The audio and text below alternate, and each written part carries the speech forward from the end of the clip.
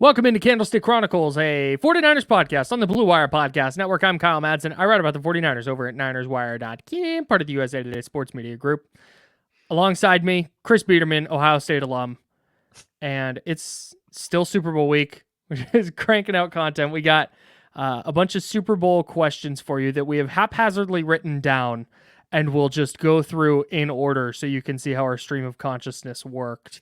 We got rid of some questions that we were writing as jokes to each other in the doc because we're just pals that like to do little jokes like that. before we get in before we get into our burning Super Bowl questions, let's talk about our friends over at Lamb Chops, the official clothing brand of Candlestick Chronicles. SGLambchops.com is the website, and it is the preferred clothing brand of both me and Chris. It's delightful. As always, I think it's mandatory when I record podcasts from the home studio. I am in Lamb Chops. In warmer days, I'll wear the sweat shorts. Extremely comfortable, soft, warm, zippered pockets, of course.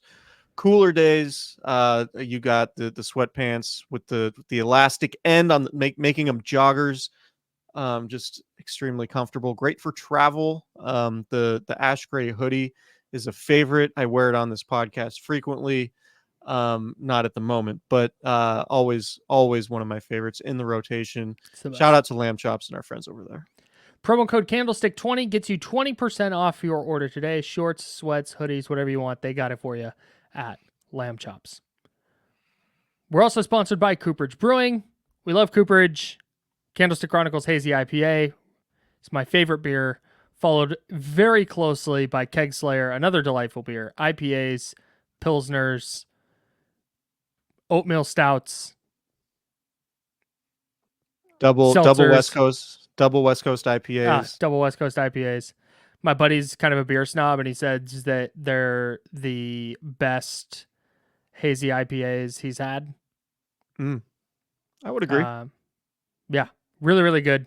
I'm not a big hazy guy, and Candlestick Chronicles Hazy IPA is my favorite thing to drink. You can get yours at cooperagebrewing.com. I actually think they're sold out right now of Candlestick Chronicles, which makes sense given the whole Super Bowl thing.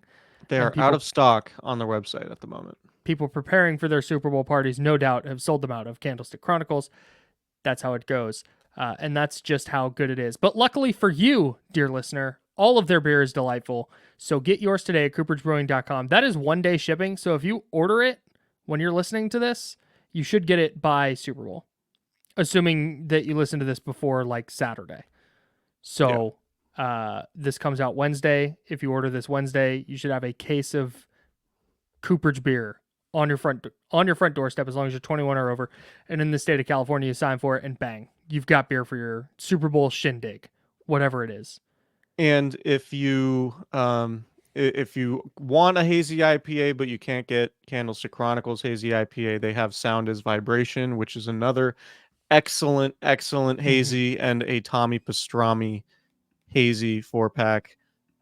Galaxy and Simcoe hops in that one, 7% HBV, and you got 6.8% HBV in the Sound is Vibration. The Candy Cron's at 6.2 with 100% Citra hops. So, if you're going to get after it Super Bowl Sunday, you'll have a little bit more HBVs at your disposal with those other ones. And the Granddaddy Terp is 8.7%. So, party time. If you're really, just make sure you split that up with a glass of water. Yeah, and call a lift or something. Yeah, definitely don't drive. Yeah, obviously, as always. All right, Cooperage Brewing, cooperagebrewing.com. Visit the brewery in Santa Rosa. Great place to watch a game. All right, let's talk burning Super Bowl questions. No. I kind of wish we had left our silly questions in here. We could ask them. No, that's cool. No, they were. That was a good time. But I think the way we should do this is to just run through them in order instead of trying to have some kind of rhyme or reason. Sure. Okay, great. We'll start with first one. top. Yeah, first one. Who's got more on the line, Brock Purdy or Patrick Mahomes? Oh man. Okay, I'm gonna go with Brock Purdy Yeah. because Patrick Mahomes is stamped, right? He's certified. But with Purdy, there's not gonna be any if they lose. There's not gonna be any. Well, I mean, look, Peyton Manning didn't win one until year 9, so he's got time, right? It's going to be up. Niners can't win a Super Bowl with Brock Purdy. Time to do something else. Wow, they messed up getting rid of Trey Lance. Oh man, oh, the Niners, they've just botched this horribly. And I think that's going to be the prevailing thought if the 49ers lose. Whereas if the 49ers win, I don't think anybody's going to be calling for Patrick Mahomes and saying that he shouldn't be the Chiefs quarterback and they'll never win another one.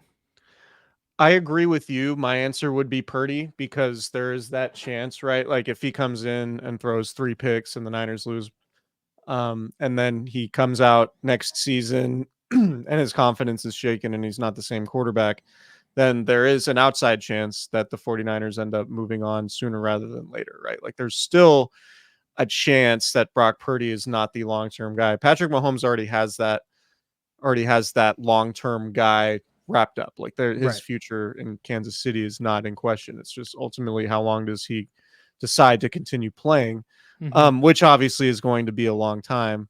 But the case for saying Patrick Mahomes has more on the line here Mm-hmm. is about the GOAT discussion, right? Because Sure. Tom Brady won 3 in his first 4 years as the starter in New England. And if Mahomes wins this one, you can make a very strong case that this is the best what start to his career. He became the starter in 2018, right? Mm-hmm. So it'd be the best 18, 19, 20, 21, 22, 23, the best 6-year start to any quarterback's career, really in line with Brady. Yeah. And Yeah. statistically and anecdotally, I think,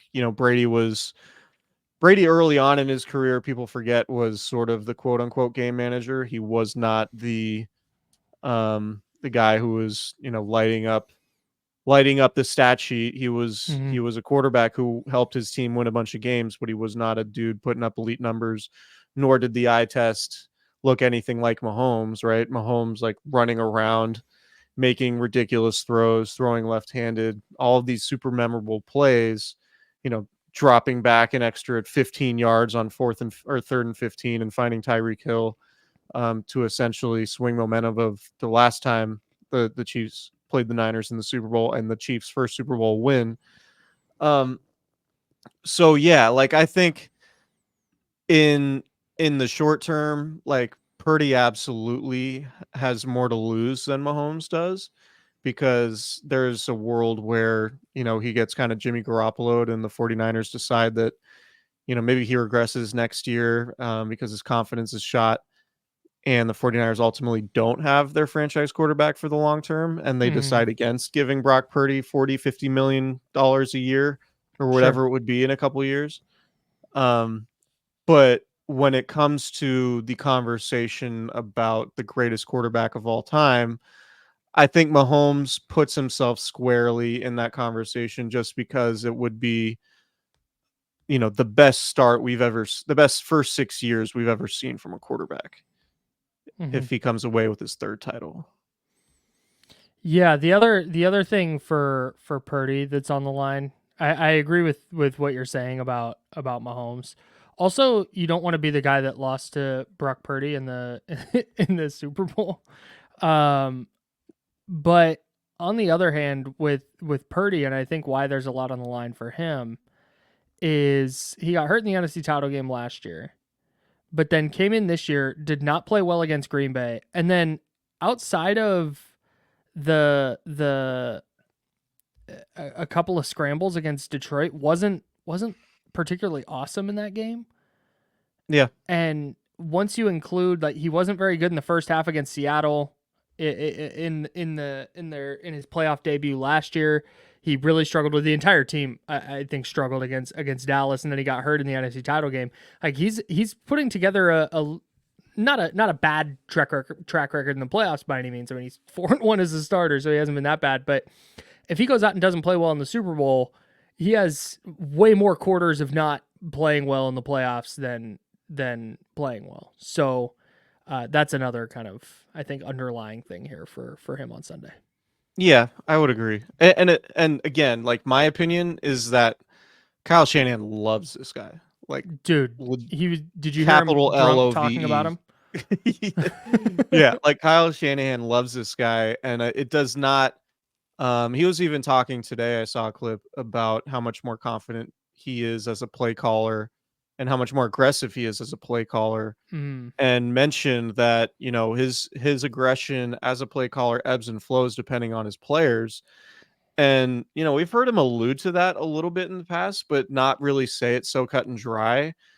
And the first thing I thought of when I heard him say that today, and we're recording this Tuesday, was like Jimmy Garoppolo in the playoffs in 2019, right? It mm-hmm. was, Kyle Shanahan at the time after the NFC title game when Jimmy Garoppolo had, 8 pass attempts, Yeah. said the running game was working. Why wouldn't we go away from it? Or why would we go away from it? And now, like in hindsight, now that he's further away from it and he doesn't have to, say anything that doesn't hurt Jimmy Garoppolo's feelings, he can be honest and say, no, I just really didn't trust Jimmy at that point, Mm-hmm. given, how Jimmy was prone to throwing terrible interceptions in bad moments and was ultimately like a huge reason the 49ers wanted to move on. Yeah. So, yeah, I think Purdy has unlocked a level of confidence that Shanahan hasn't had really with any other 49ers quarterback. And so to me, like, I don't think no matter what happens, like I think if Purdy came in and had the same game that he had against Baltimore, like he's still the Niners starter next year. Mm-hmm. And it doesn't mean that like his, like Sam Darnold's going to be competing for him or with him for the starting job next year. I don't think that's going to be a scenario that plays out. But what it does do is it might be the first domino in the series of dominoes that ultimately leads to the 49ers deciding that, man, they need an upgrade. And not because Mm-hmm. Brock Purdy is incapable of playing well or losing in the Super Bowl means he's not the guy, Right. but if it sows doubt in Purdy's mind and kills his confidence, then that will be the moment that we all look back to, sort of like I in hindsight, now that the Jimmy Garoppolo era has come and gone with the 49ers, I do think him tearing his ACL was sort of that first moment where it was like, yeah, I don't really think he's the guy. Right? Why? Because before that he was the playmaker, he was nimble in the pocket, he was really good at evading pass rushers, gunslinger, like played free and loose. And then once he came back from the knee injury, it was very clear. Even in 2019, he had a great year and the Niners went to the Super Bowl. But he was very clearly to me a different player. It Okay. So you wasn't mean the same. not the act of getting hurt, but the player No, he but became after that. yeah, like the player he became Sure. after. Sure. Yeah. Like Okay. if Brock comes in and throws 4 interceptions and the Niners lose, Mm-hmm. I think that's the similarity is the fact that that was the first moment that led to other moments in the 49ers realizing that this dude probably is not it and they Yeah. got to move on. But I still think that's unlikely because I'm a believer that even if Brock does throw 4 picks, he'll come back next year and lead the league in yards per attempt and passer rating and all that stuff. Yeah. I don't believe that. Like it felt like when they lost in the Super Bowl behind Jimmy Garoppolo, that the way that game went down at the end.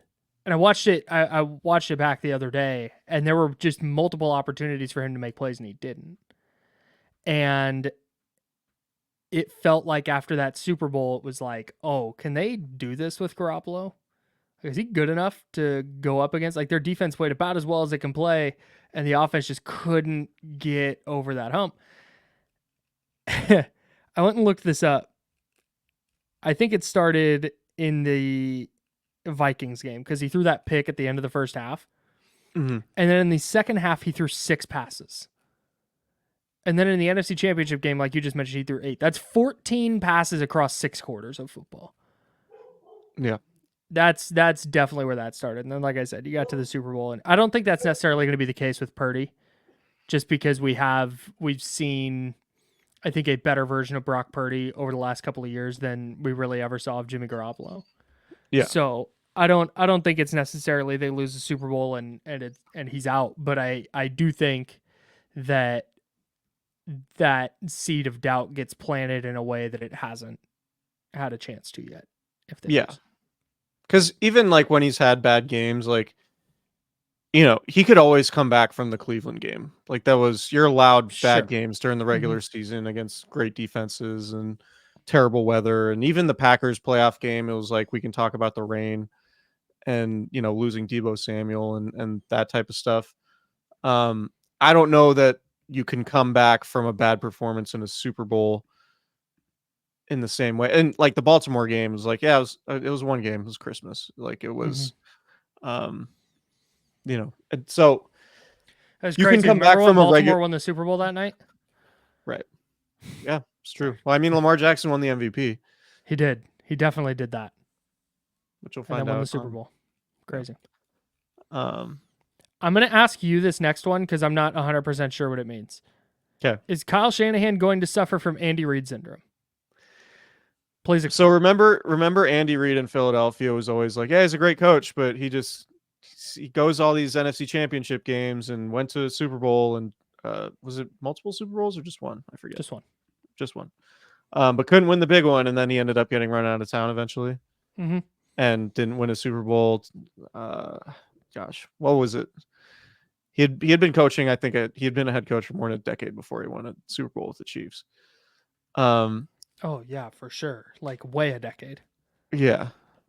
So like, is Kyle Shanahan going to remain this era's Andy Reid in the sense that, because you remember, and we've talked about this before too, but like you remember the way Andy Reid was talked about was sort of blasphemous, and like he's not any good because of his, late game clock management and always coming up short in the biggest moments, et cetera, et cetera. When really he was like legitimately one of the best coaches in the league.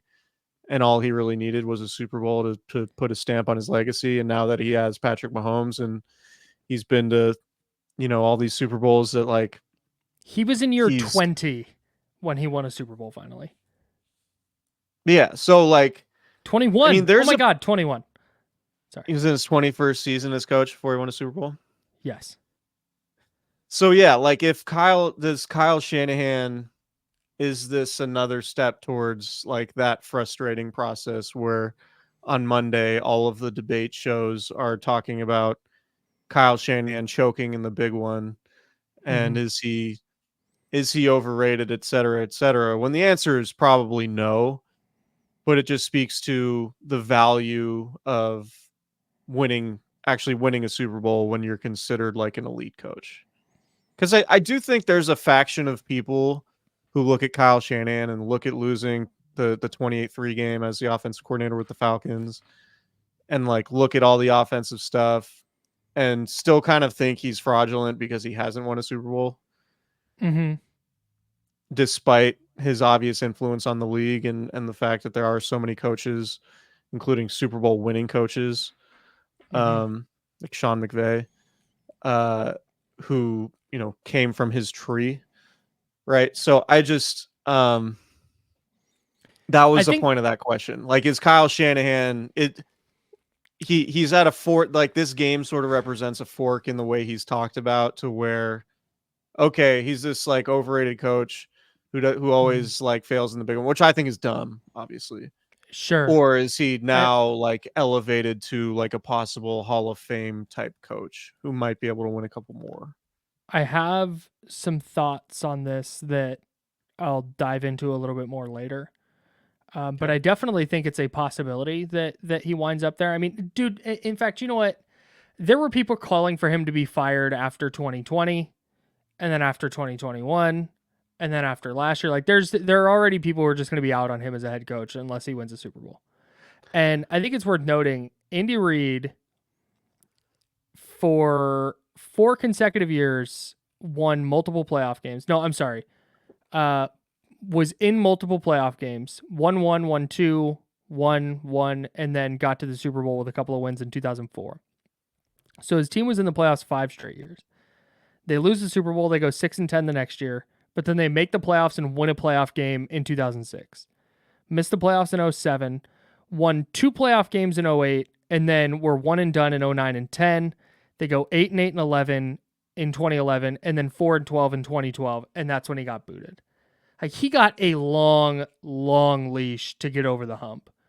And given what infrastructure the 49ers have built under Kyle Shanahan and what he does for them offensively, just by virtue of being the offensive coordinator, and the front office and what they've done building this roster, like, I don't see any reason that Jed or anybody in the organization is going to be like, okay, we're good off this. Goodbye. Anytime. No, soon. there's no chance. Kyle Shanahan has more job security than really anybody but Andy Reid. I would argue. Yeah, I would agree. So I think nationally, to answer the question, nationally, yes, the conversation around him will not be kind if they lose the Super Bowl in any fashion. Yeah. But I think within the 49ers organization, they could lose the Super Bowl 100-0, and he's rock solid in his job status. Yeah, completely agree.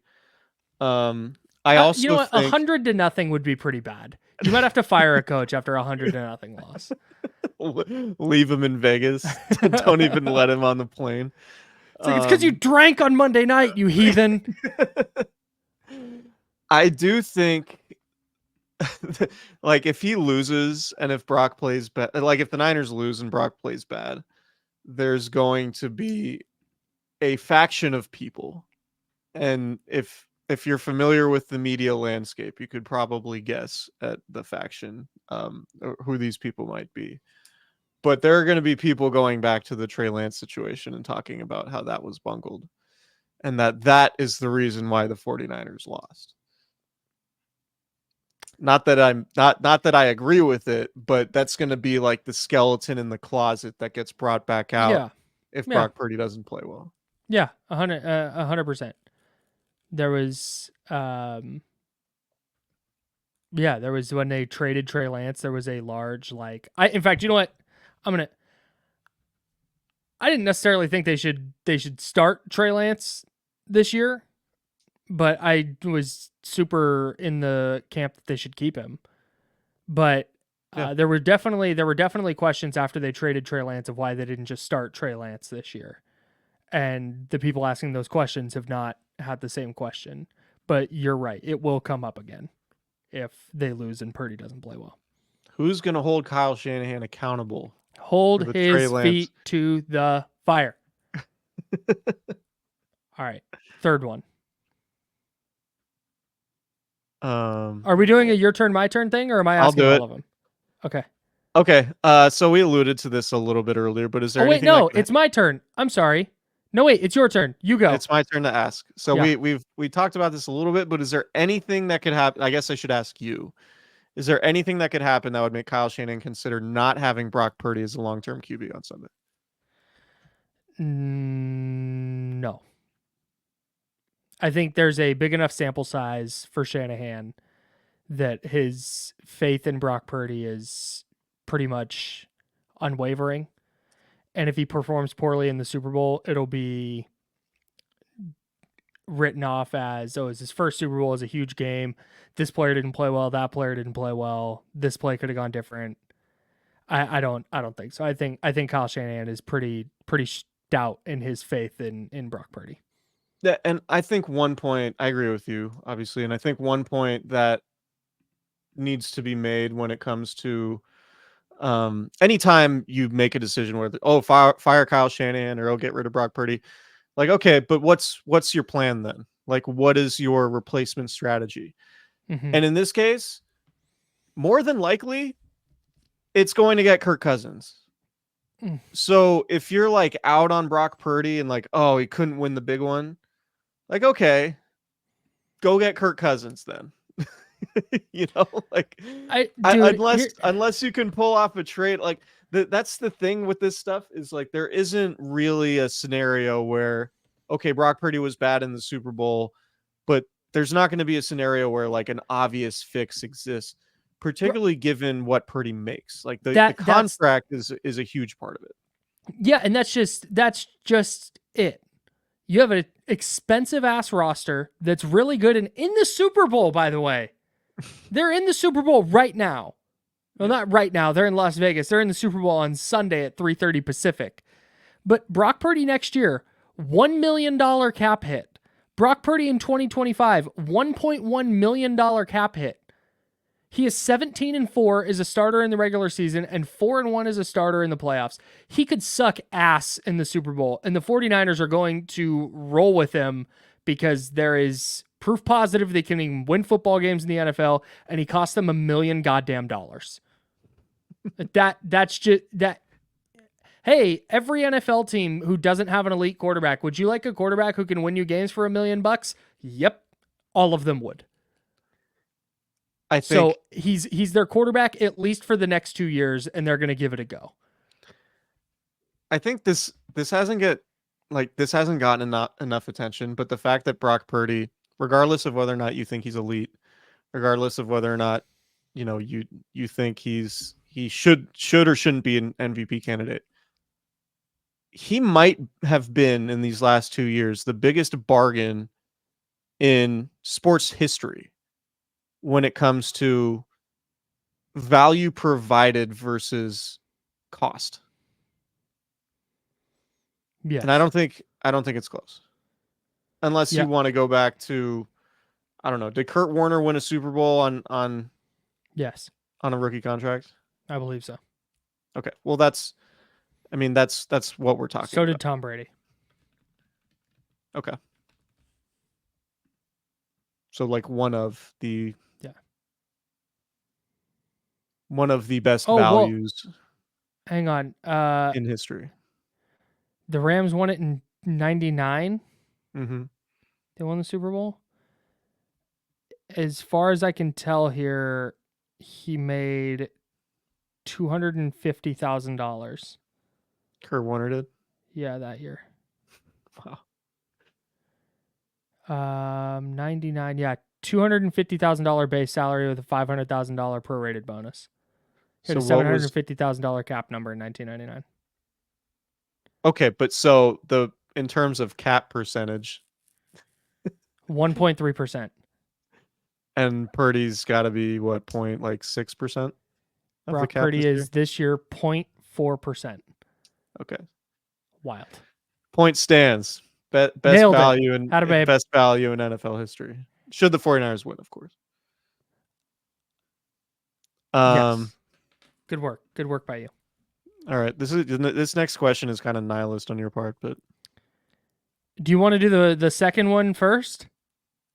I just want to sure. say this. Here's the point. I just want to make this point. This is why I wanted to write the question. It's what'd be the worst way for the 49ers to lose?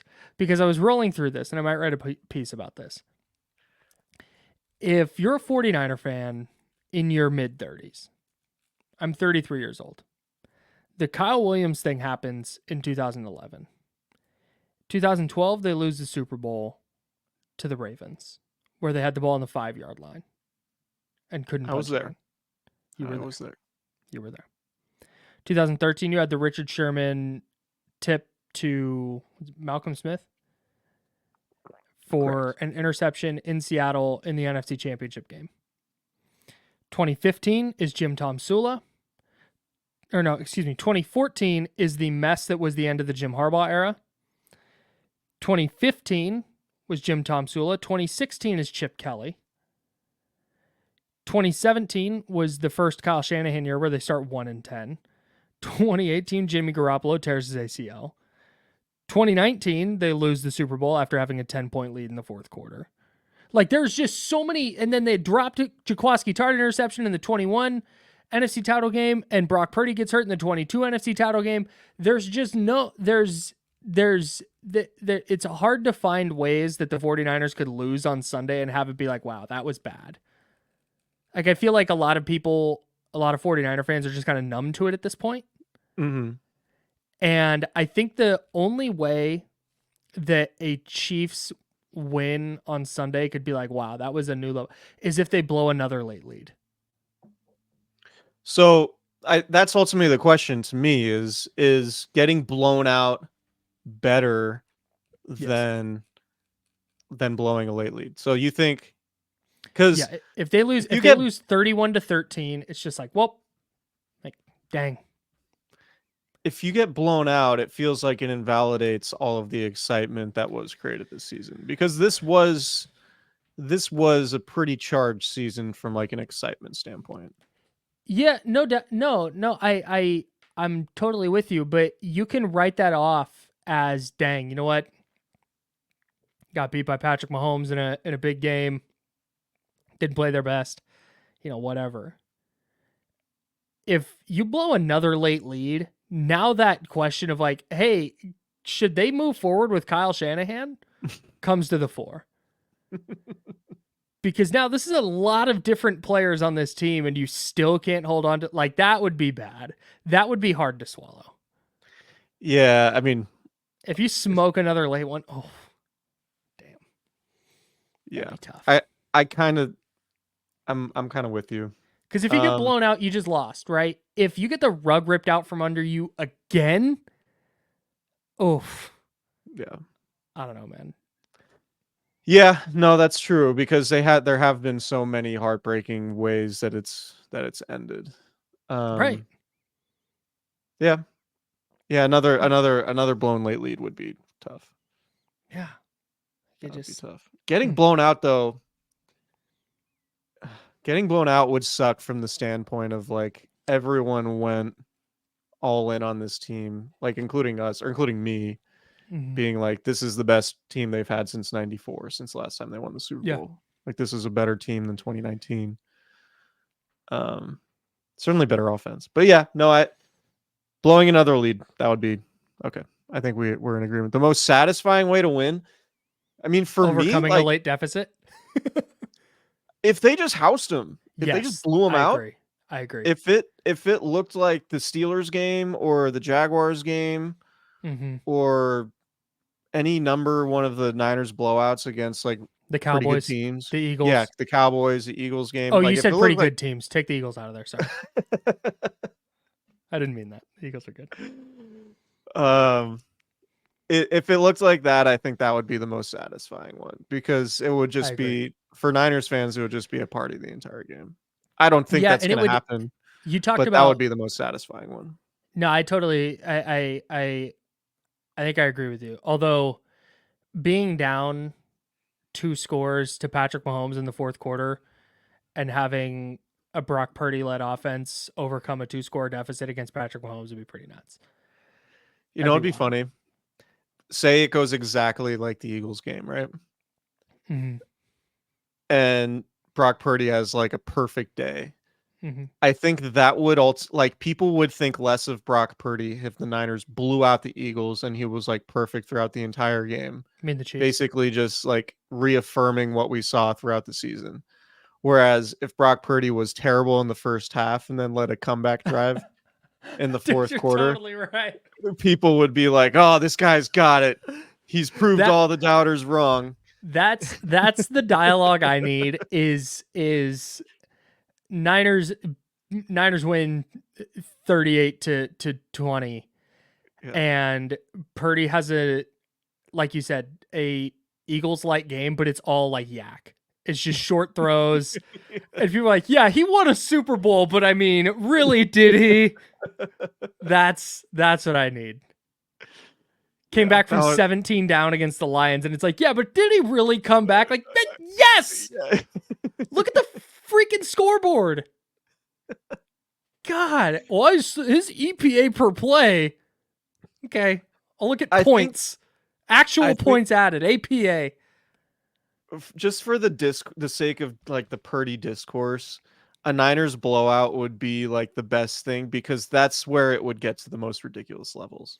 Yes. In the Yes. sense that people like the Niners blowing out the Chiefs, it would do less for Brock Purdy than him playing like shit for 3 quarters and then winning in the fourth. Yeah. I totally agree. And it would be really, really funny. We'd be like, wait, hold on. Brock Purdy just blew out the Chiefs in the Super Bowl, and somehow he's overrated. Like that's what we're doing.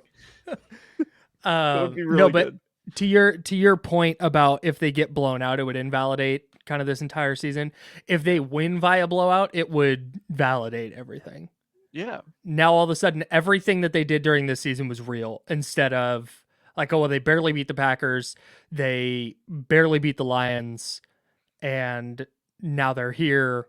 But what is this team really? If they just go thump the Chiefs, it would be like, yep, yeah. that's who they It's were. it's Kyle Shanahan's masterpiece. Right. And It's everybody, it would be really funny because all the talking head shows would 100%. In fact, you know what? I can hear it now. Our guy, Kevin Clark, friend of the program, on his podcast, This is Football, being like, sometimes we overanalyze this, and sometimes the best team is just right in front of us, and the 49ers were the best team all year. It was so obvious, blah, blah, blah, blah, blah.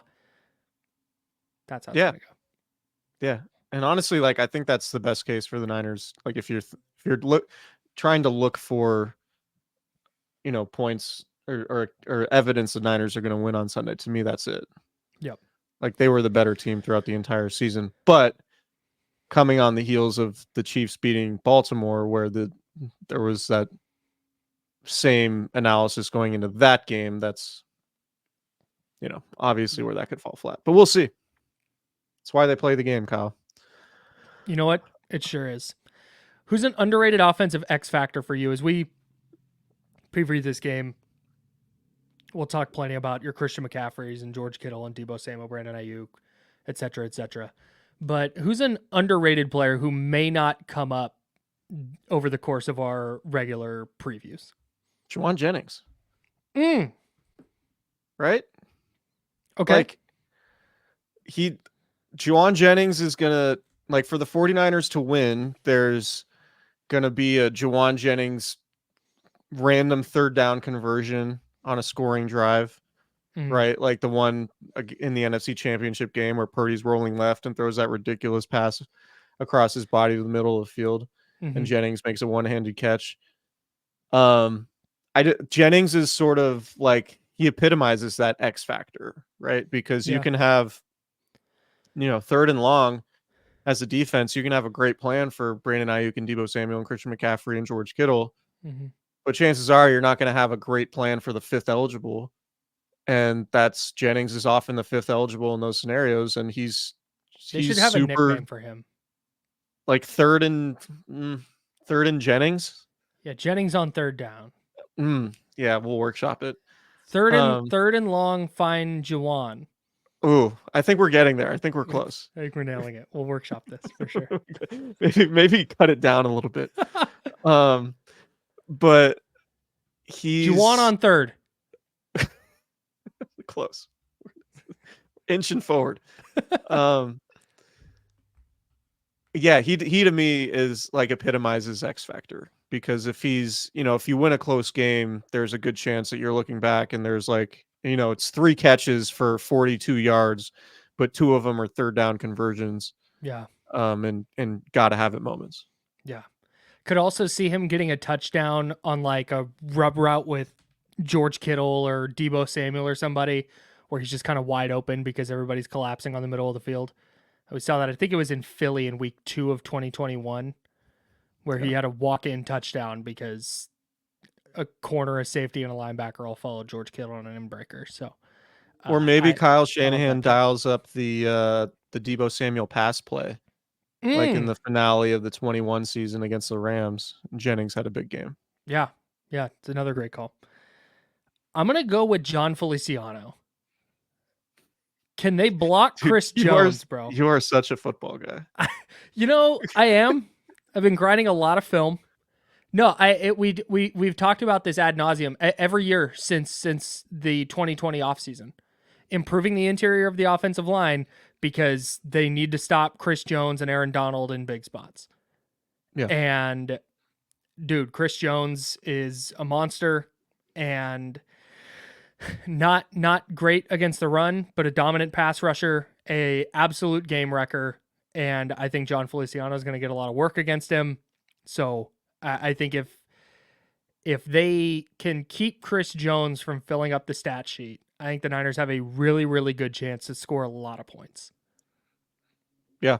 That's No, my it's a good answer. call. Good Thanks, call. man. Kyle, Brandon Thorne Madsen Yeah. Just in the chat. I need to see the physicality in his hands. And if I Right, the see shock that in his if I hands. yeah, if I see that if I see that early, then we'll know what kind of game it's going to be. Needs to get some Right. sand in his ass for this one. Let's Oh jump over to man. the other side of the ball. What about on defense? I'm gonna go with Jair Brown Oh, okay. because the version of the 49ers winning this game probably means limiting Travis Kelce Sure. in big spots. And if I'm the Chiefs, I'm trying to figure out ways to get Travis Kelce on the rookie Jair Brown, rather than Fred Warner and Dre Greenlaw, right? Mm-hmm. So whether those are deeper routes, um, whatever, I would imagine Andy Reid, and maybe it's not even Travis Kelce, maybe it's some of the receivers or pass catchers out of the backfield. But if I'm looking at the Niners defense and I'm trying to find guys to exploit, the safeties are probably where I'd start. Mm-hmm. And I think you could make a very similar case to Ambry Thomas, and maybe Ambry Thomas is the guy that Andy Reid targets. But Mm-hmm. it's either, to me, it's either Jair Brown or Ambry Thomas. And I think you could, I think Tayshaun Gibson is a really, really smart player and positionally sound. Athletically, he's not, he's not exactly Kyle Hamilton out there, but No, sure not. he is a smart player, so he's not going to be like out of position. But I think in turn, like a rookie in a secondary in a Super Bowl, I just think that's probably the guy you target with your all-time tight end. And so if Jair Brown has a good game, I think that would be huge for the Niners. If Jair Brown has a bad game, I have a hard time envisioning the 49ers winning a game where he's getting victimized over and over again. Yeah, I'm not sure this is an underrated X factor, but it goes along the same lines, and it's Dre Greenlaw. I know he gets talked about a lot, but I think for a lot of the same things you just said about Jair Brown, if Dre Greenlaw is missing tackles and picking up a bad 15-yard penalty and running the wrong way on whatever weird run stuff Andy Reid has planned, uh, we're gonna look at another game where a team has 6+ yards before contact against San Francisco. Have we had a Dre Greenlaw personal foul in the playoffs? No. Knocking on wood. I don't, hopefully the Niners aren't due for one. But Yeah. it would hardly be surprising to see Greenlaw body slamming Travis Kelce Oh God. On like a after third stepping. 8 He stops him short for 6 and just like the refs like whistling the end of forward progress, and then Greenlaw slams him. just suplexes it. Oh God. Yeah. And then Oh. they cut to Taylor Swift and she's horrified. And then Swifty Nation is like making Trey Greenlaw public enemy number one. And then we find out the breakup album coming out on April 19th is going to be all about how angry she is at Trey Greenlaw. Yeah. Totally. Personal foul, Taylor's version. Nice, dude. Thanks, man. Yeah, I'm gonna pick Dre Greenlaw. I love your Jair Brown pick though. Thank you. I would have picked Jair Brown, but you did that. So yeah. Am I asking this next one or you? yeah, you can. Which 49er would you bet on for Super Bowl MVP? Great question, Chris. Thank you. Thank you for asking me that. I kind of want to say Deebo Samuel, but I think the very obvious answer to me is Christian McCaffrey. Yeah, I was gonna say McCaffrey too. So okay, so we're both on McCaffrey. I'll let you talk about that. I will make the case for Deebo Samuel. he had a huge game in Super Bowl 54. 54? Yeah, He 54. set the record for rushing yards by a receiver in a Super Bowl. Yeah, he was awesome. And he hasn't been as big of a factor there this year. And we've seen time and time again that the 49ers in the biggest spots when they need some kind of spark from their offense go to Deebo Samuel. Maybe it's a screen, maybe it's something in the run game, maybe it's a third down where Purdy just has to fit a throw in a tight window. He makes a tough grab, breaks a tackle, and has a couple of big plays. I could see a scenario where this is like a 20-17 game. Purdy turns it over a couple of times.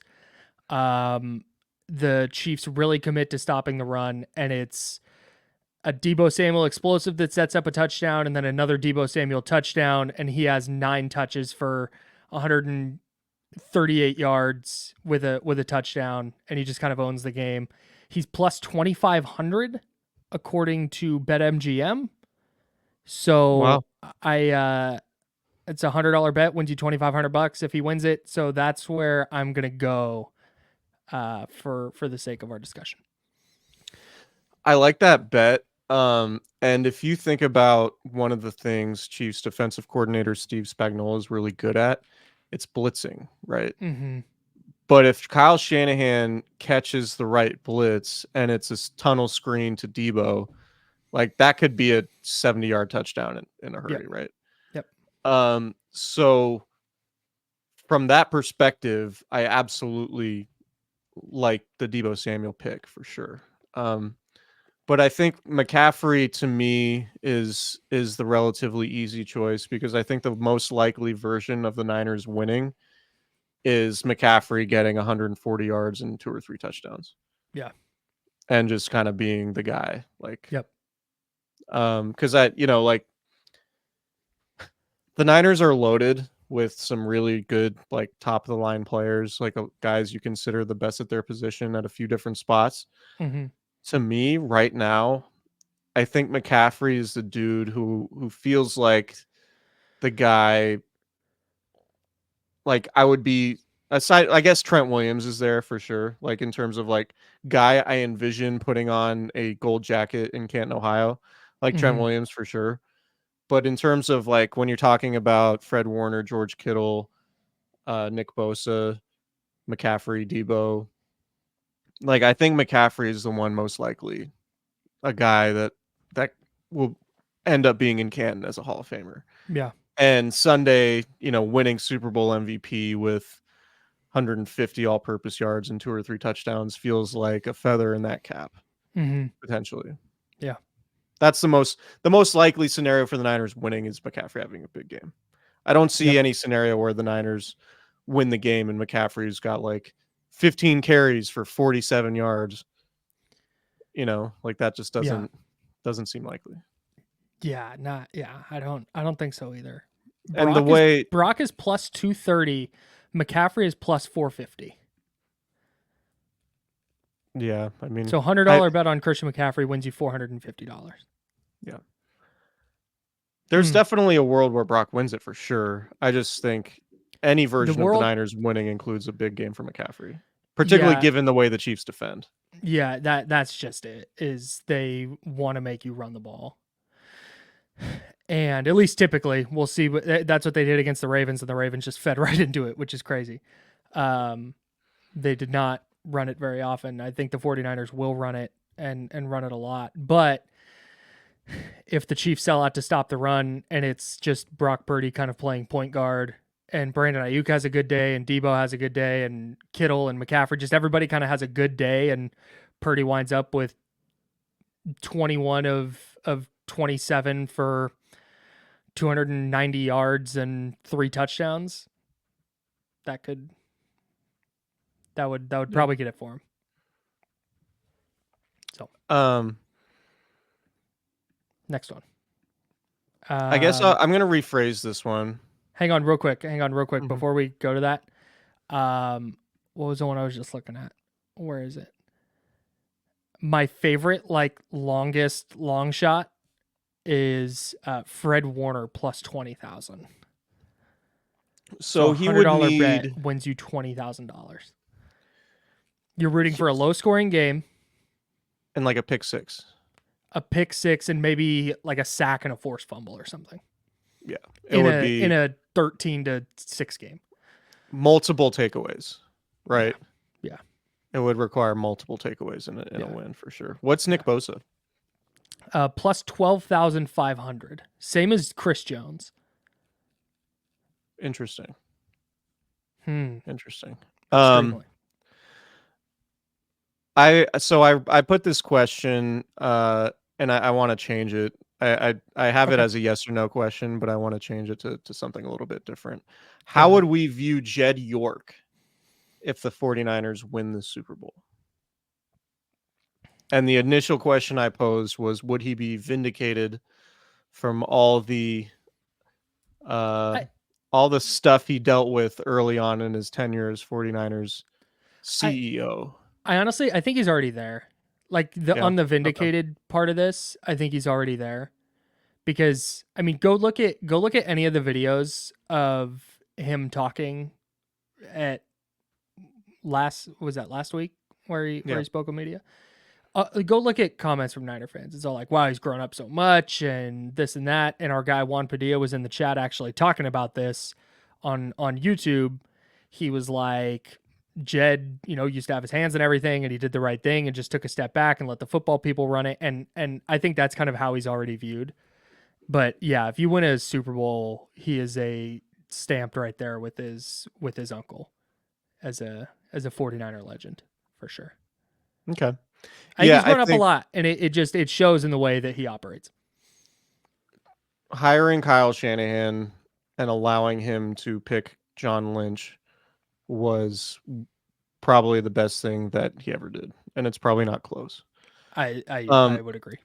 I personally am in the camp, and people who listen to this pod probably know that I'm not the biggest Jim Harbaugh guy. What? Um, I like your but sweatshirt, by the way. oh, thank you, thank you. Yeah, It's I'm got an clearly Ohio State biased sweatshirt. against Jim Harbaugh because I went to Ohio State. No, so but I think Jed gets kind of a bad rap, like he was the only bad actor in that whole scenario. Like, Mm-hmm. I think it was a super inexperienced owner, a psychopath head coach, and a power hungry GM, or I guess power hungry slash like stubborn GM. Mm-hmm. Um, and it was just a really toxic mix of all three. And I think the way people view that was just like, oh, Jim Harbaugh's infallible because he's this gregarious coach who we love to hear say wild stuff. And he, you know, pounds on Alex Smith's shoulder pads and brought the 49ers back to relevancy. And I get all that. But it's not to me as clear cut as like Harbaugh's the good guy, Jed's the bad guy, which I think is how it felt like it was being digested as it happened, right? Right. So I like, and that's not to say Jed was without fault at all. I think it's Trent Again, he Baalke's was fault. well. Jed did a lot of empowering of Trent Baalke too. Mm-hmm. Like that was he ultimately picked Trent Baalke, who then was allowed to make two more hires Right. post Jim Harbaugh. But anyway, like to your point, hiring Shanahan and Shanahan, and this is probably a different discussion, but Shanahan's one of his superpowers is probably hiring people just in general, Mm-hmm. right? Like whether it's picking John Lynch or whether it's any number of the assistants he's had or picking defensive coordinators, right? Mm-hmm. Like you could look at basically, I mean, we don't fully know how we feel about Steve Wilkes just yet. I mean, he's been pretty good. Mm-hmm. If he wins the Super Bowl and the defense plays well Sunday, then obviously the Steve Wilkes hire will have proven to be a good one. Mm-hmm. But like the other two defensive coordinators that he's hired were wildly successful and ended up getting head coaching jobs elsewhere. Um, Mm-hmm. on top of the other offensive assistants that Shanahan's hired who have become head coaches elsewhere or successful coordinators elsewhere. Um, so Jed York hiring that guy and Kyle Shanahan has ultimately been the thing that has redeemed him, in my opinion. But I Yep. don't think it was the And Super Bowl for sure is like the crowning achievement, and Jed would tell you that. yeah, and continuing to extend Shanahan and Lynch and not letting it get to a point of entering a contract year, either win the Right. Super Bowl or else. Like that's Right. stupid. Getting stability is just so essential for an NFL team, and I think And Jed, underrated. yeah, big time. I think Jed Stability was a might be the most underrated thing in the league. Yeah, and I think Jed was a huge catalyst behind the instability that we saw with Yeah. them, Yeah. and now he's a big reason that they've found that and that they've been successful. Like 5-year Super Bowl windows are really hard to open in the NFL, and the Niners Especially have if you don't just have Patrick Mahomes. yeah, and the Niners have done that in large part because of it's more what Jed hasn't done. But the fact that he hired the right people and they got out of the way, I think he's already vindicated. But yeah, Super Bowl would be the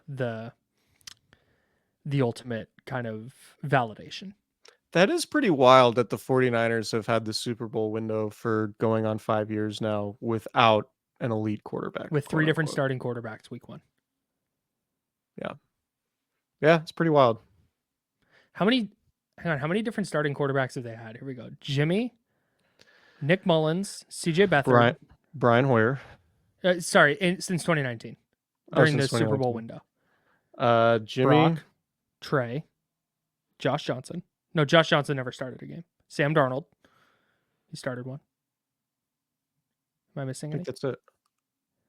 6 different quarterbacks have started in 5 years.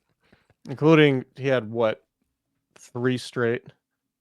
Um 3 straight seasons with three guys who started quarterback or 21, 22, 23. Yeah. yeah. Jimmy, Trey, and then Brock. Wow. Yeah. Wild. And somehow Um Tom Brady never became a 49er. Bananas.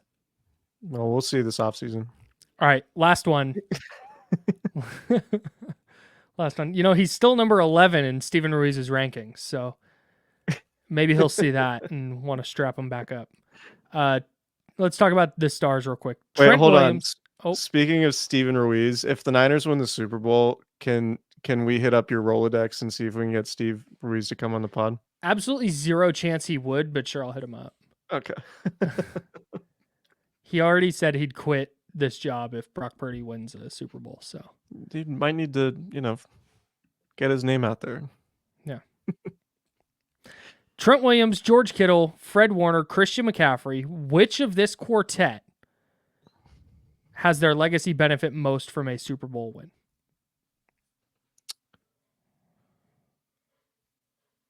So I think it's McCaffrey. Um, because I do think he's the guy that's most likely set for. I mean, it's Trent Williams. I mean, you could make a great case for Trent Williams. But Trent's already Hall of Famer. I think right. McCaffrey might need a big Super Bowl performance to get in the Hall of Fame. So I'll stick with McCaffrey. Boy, I think there's, I think Kittle and Warner are in the same boat here for me. Yeah. Where, like, Frank Gore and Patrick Willis are like 49ers goddamn legends. Jersey's retired. I don't know if they've officially been retired, but they should be. Jersey retired, like all-timers in 49ers lore. Stamped, unquestioned. If right now George Kittle and Fred Warner are kind of on that same track, but if they win a Super Bowl, I think both of them elevate to a different level on a national scale. Now all of a sudden you're looking at Fred Warner has a very good Hall of Fame resume. Like, I think CMC could get there without a Super Bowl. But Fred Warner all of a sudden is a 3-time first team All-Pro and a Super Bowl champion and the leader of this defense that was awesome for half a decade plus.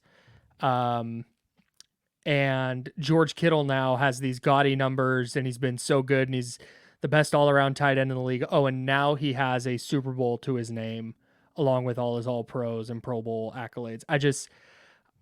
I think that they jump up a tier in the all-timer type of category with the Super Bowl. Like Trent Williams is there to me. Christian McCaffrey is probably a couple of good regular seasons from getting there. I think Kittle and Warner would benefit the most from a Super Bowl. Is it fair to say? And if I have to pick one, I'm going with Kittle more than Warner. Okay. If you were, do you think anyone will wear number 85 or 54 post Kittle and Warner for the Niners again?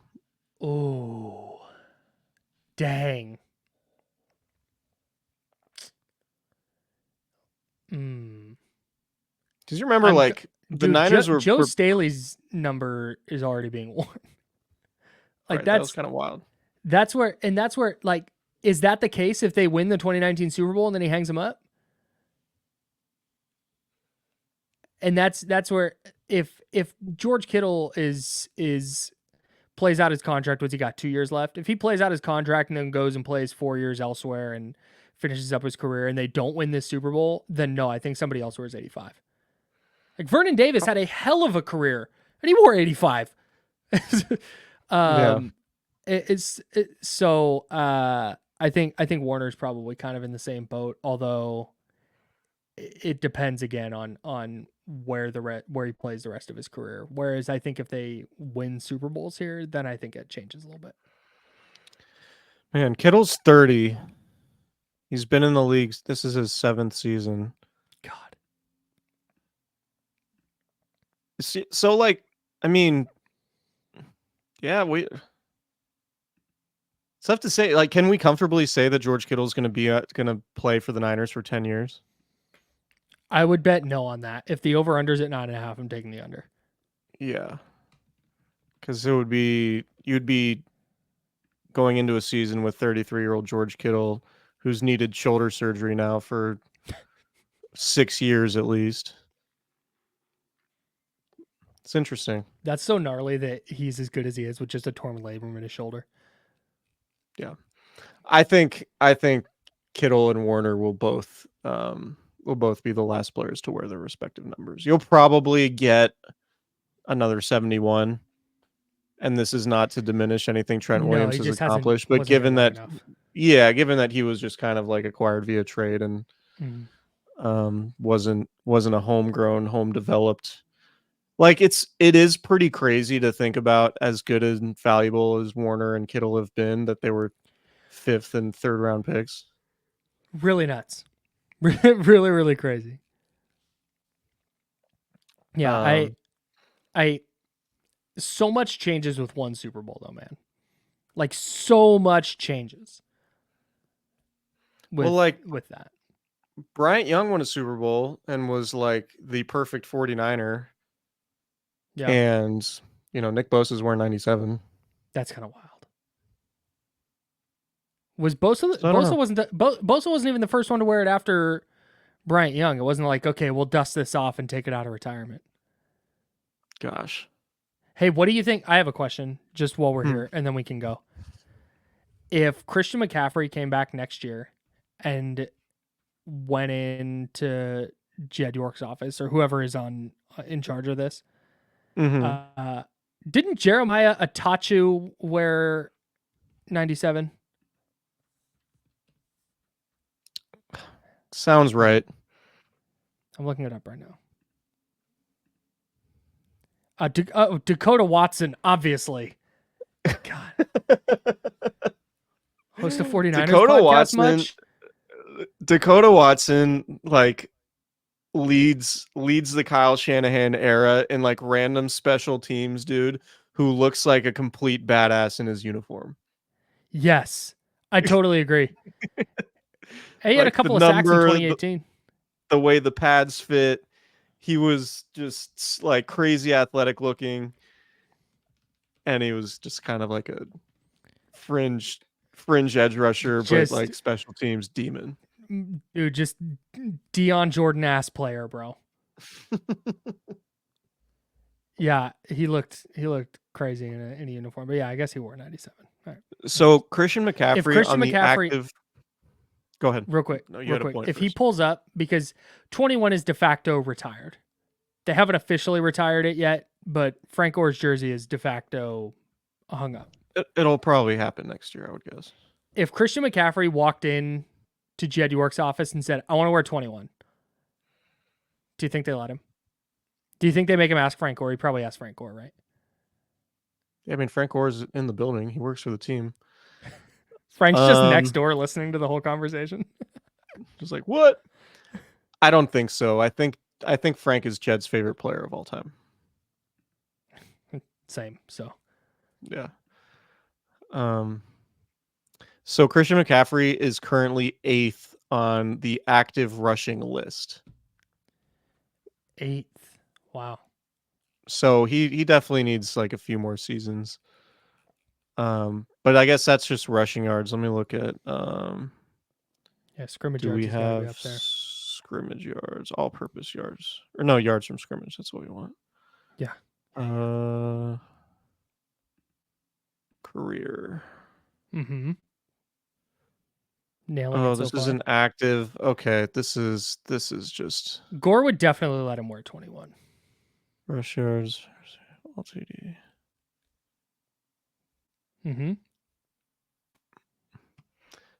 I'm gonna refrain from Okay. looking this up right now. But bad. he's 6th in rushing. I'm guessing he's probably top 5 in total scrimmage yards. The point being, like, he's behind Dalvin Cook, Joe Mixon, Nick Chubb, Melvin Gordon, Latavius Murray, Zeke Elliott, and Derrick Henry. Good So Lord. he does have some more compiling to do to get to Hall of Fame. He's levels. 10th in scrimmage yards. Active. Yes. Yeah. So he needs like 4 or 5 more years of like 1,500 yards. He's number 3 each among to- running backs, though, behind Okay. Zeke and Derrick Henry. Yeah, I think when given what he did in 2018, that year where he had 1,000 and 1,000, and then what he did this year, if he has like 3 or 4 more seasons like akin to that, or akin to this year, then I definitely think he's a Hall of Famer, particularly if he, wins the Super Bowl MVP. Yeah, he's second team All Pro, 2 first teamers, 3-time Pro Bowler, finished 3rd in Offensive Player of the Year voting in 19, finished 7th last year, and he's probably going to win it this year. I think he's going to be top 3.